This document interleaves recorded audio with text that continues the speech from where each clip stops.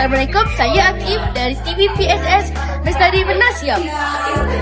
Hari ini kita akan menyaksikan saja Umah Bubur Lambuk. Ibu bapa pun telah hadir tahu memasak bubur lambuk.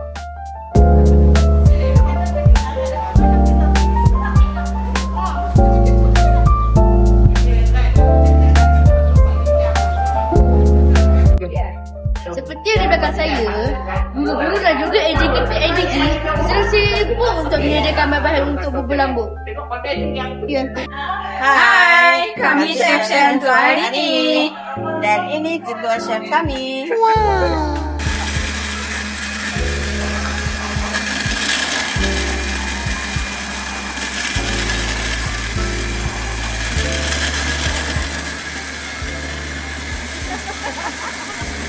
Betul ke masuk kemana ni? Betul lah. Yakin aja.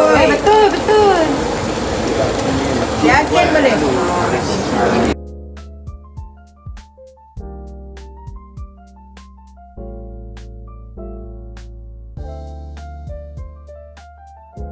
Wow. Sain, air tangan gua. Hari ini kita masak bubur lambuk. Okey. Sikit je. Ada kacang guys. Masak.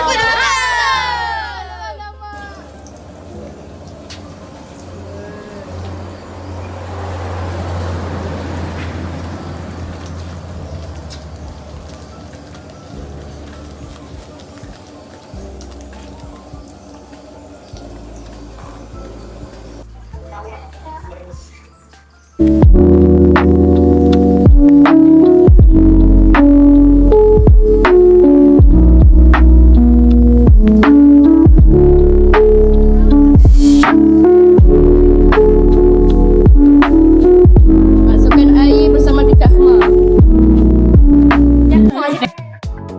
Weh, tak puasa eh? Kita rasa je lah.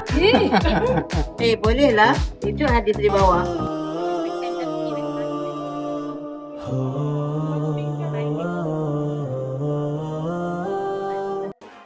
Baik, terima kasih kepada semua yang hadir, terutamanya aktiviti PABG, guru-guru, kerana pada hari ini dapat kita bersama-sama untuk menyelesaikan tugas ataupun membuat bubur lambuk sama-sama untuk diberi kepada seluruh warga SK Penasiam termasuk murid-murid daripada prasekolah hingga tahun 6. Jadi kebersamaan ini saya rasa harus kita kekalkan kerana bagi kita bersama-sama lagi mengukuhkan ikatan silaturahim yang ada bersama pihak PMG.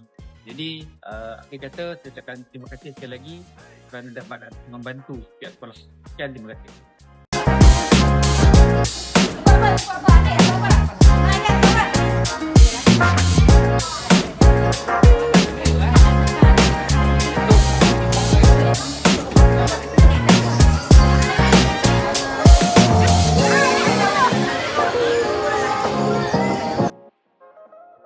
Bangkit Sarjan Kasih Umar, ini bukan sahaja menyediakan jualan bubur lambuk, malah turut mengukuh ia kerjasama, kasih sayang dan semangat komuniti dalam kalangan warga sekolah.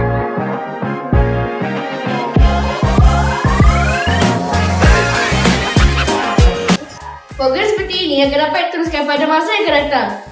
Saya Akif Dan saya Atta. dari TV PLN SK Penasiam melaporkan. Sekian, terima kasih.